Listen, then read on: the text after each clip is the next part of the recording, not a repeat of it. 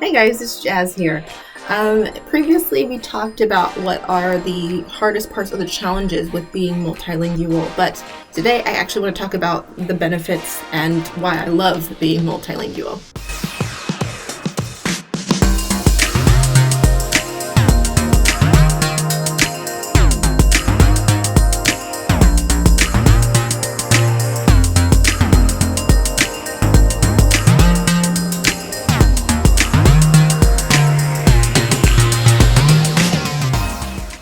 So the first thing is that when you speak more than two languages, you have the amount of people that you talk to can increase. So for example, as a monolingual, you can only communicate with people who speak one language, which is your native language.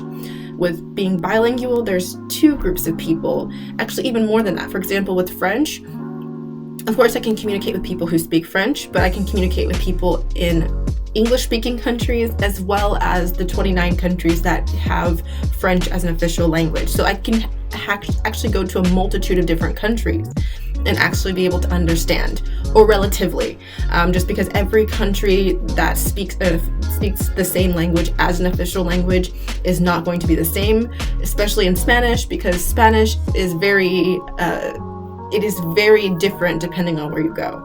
The standard language is the same, but it's just that in terms of nuances, dialectology, and with accents in certain cases, you'll notice that there are differences, of course. Also, depending on what your situation is, you can actually adjust your languages based on what you need. For example, I focus primarily on French because that is what I teach. That is my favorite language, and I have connections into countries that speak that language. I have so many different reasons why French is like my language of focus. I've been working on my Dutch simply because there is a master's program that is at a university that is in Belgium in the Dutch-speaking part. The program is taught in English, but still, if I were to apply and get accepted in the next 2 years, then I would be in a Dutch-speaking part, and I would therefore need Dutch to survive. Even though they speak English there, I would still want to be able to use that language. So that would shift my focus there, since Dutch is actually my 7th language. And I like the language, I like the culture. I've been to Amsterdam once, actually no, twice, because I passed through the Schiphol airport. I haven't really been able to explore the city, but I've been in the area, I've been exposed to it in real time. And I actually had a friend that I lived in the co-living community that I lived in about a few years back prior to the pandemic, who also was Dutch. So I actually do have a connection to Dutch itself. So it's not just like, oh, I'm just learning it for fun. Yeah, so it really just depends. It's like you can adjust what you need to learn based on what your needs are. So, for example, I have not used Spanish in a while. I had learned Spanish because I was living in Los Angeles. But because I don't live there anymore, I haven't really been able to use it as much. And even though language maintenance is a challenge as a multilingual, but it really varies because I feel like you don't really forget things that you know. Like, even though, for me, if someone were to speak to me in Spanish, speaking would be difficult because I have to read, I would have to jog my memory on a lot of vocabulary. But if someone were to speak to me, I would be able to understand just because I have that muscle memory of Spanish, as well as because Spanish is related to several other languages that I speak. Portuguese, it is not a language that I have necessity of, so it's not, I don't have any pressing reason to use Portuguese. But because it's similar to other languages, I can understand it.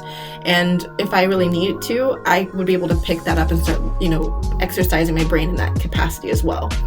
So with being multilingual, you just have options of, I have to go here into this country, or if I have work here, I can just basically pick up where I left off on that language. So you have points where you can just turn to.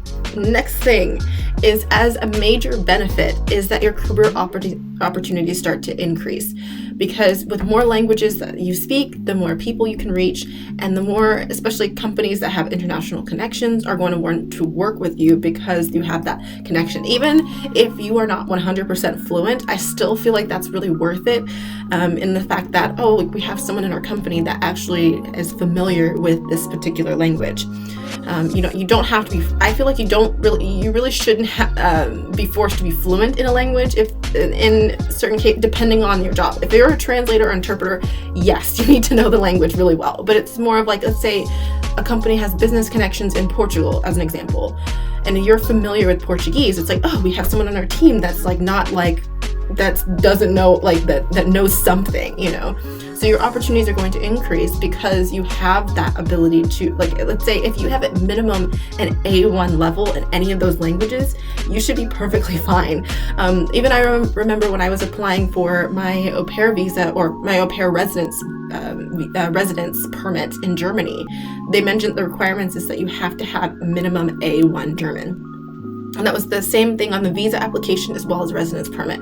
They need to know, okay, you need to have like some proof, or at least speak, like obviously if you're at the appointment and you're speaking the entire conversation is in German, then obviously they're like, well, this person knows German, you just have to have some way to prove that you can speak enough of like A1 is just like, you can give information, you can have basic conversations. Just like at least A1 will get you your foot in the door. I remember when I was looking at jobs that were in France, I think in the last couple of weeks I was looking at jobs in France, and just out of research purposes, is that a lot of them say that the requirement is that you can speak English. So I think it's mainly because the English is like the lingua franca, an international language, but still because if you can speak the local language too, that makes it easier, because it's like we deal with people that speak English, but you can also communicate to us in French. So your opportunities are going to increase.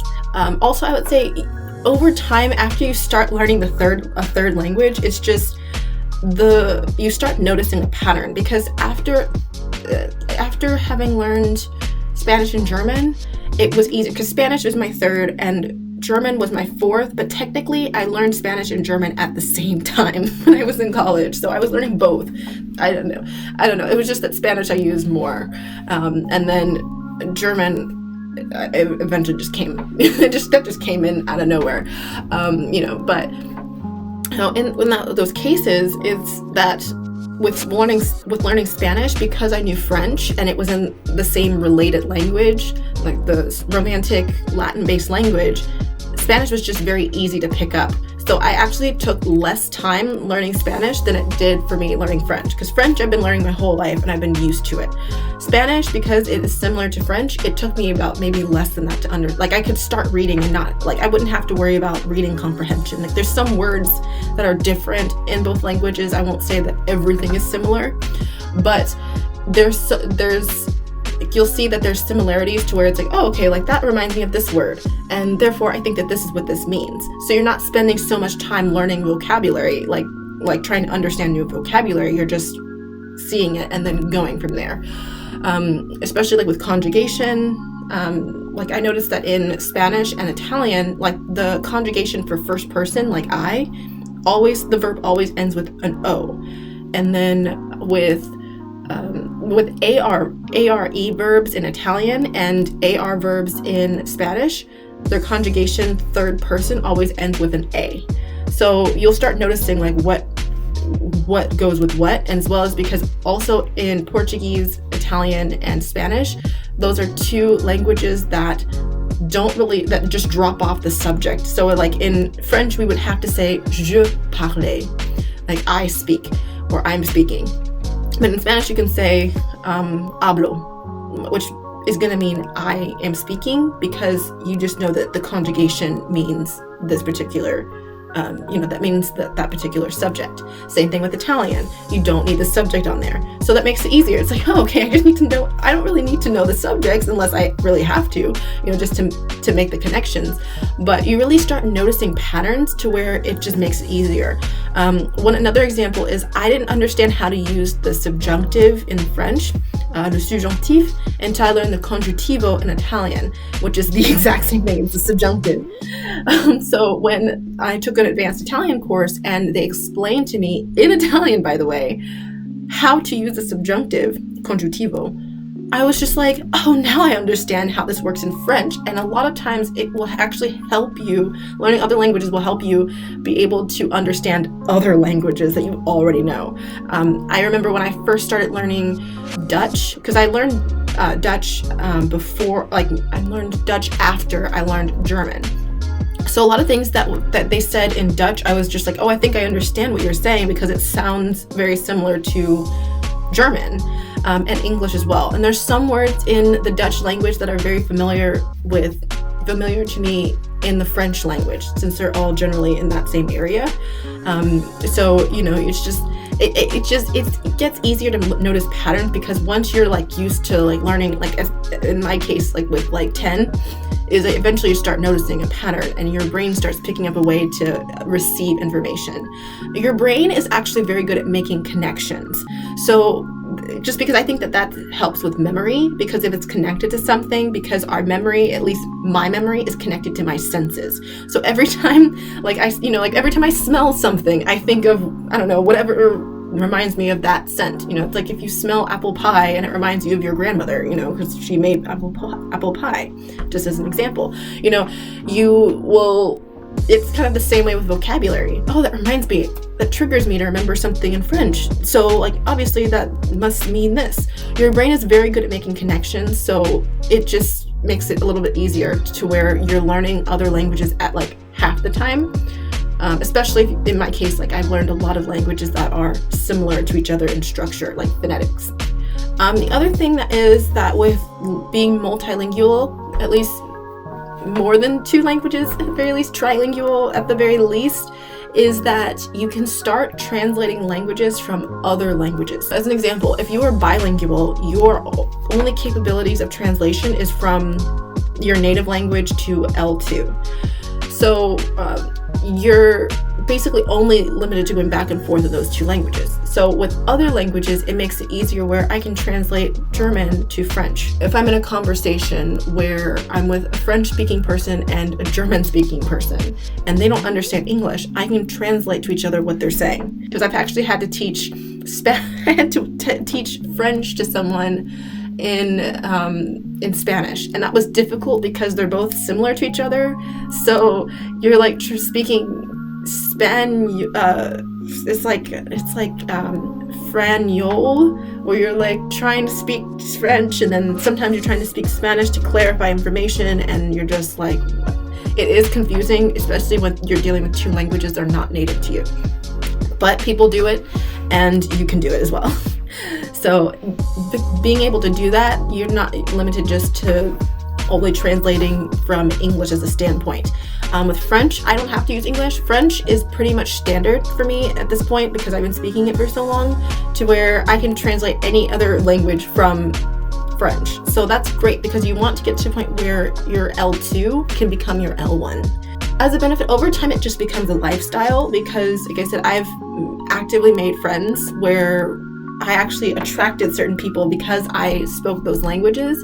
And even in that case, you know, you have it where, you know, it's just, like I said, my devices, I've never used my devices at all, or any accounts that I've had, like personal accounts like Google or whatever, have always been in another language. My Canva account is in Spanish, so I'm constantly exposed to it. So it becomes a lifestyle where it's like, this is in English. Like, you just start like getting used to it. So if you're thinking about learning 2 or more languages, I would say there's a lot of benefits to you as well. And it does take time. It's not like, oh, you can be fluent overnight, because that's not true. And if anyone tells you that, they're lying and they're setting you up for disappointment. No, it takes time, but like I said, it eventually gets to the point where it becomes a lifestyle and you're just used to it. Like anything, like writing personal notes like to yourself, or it's just, you know, you wouldn't do it in English or your native language. So, bye. Hey everyone, it's Jazz here. It is the 2nd year of the Learn As You Go campaign. It will be launching this year, the first day of summer.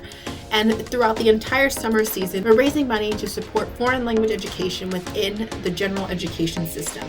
We're here to help businesses and professionals who need resources to expand into global opportunities. And then also helping us build our scholarship fund to give opportunity for students to study abroad and to experience what it's like to learn about things that they like, as well as using languages that they have learned. So if you would like to support, please visit our website at languageandpeople.org/LAYG. Help us get you more connected to the world and the people that are in it, of course.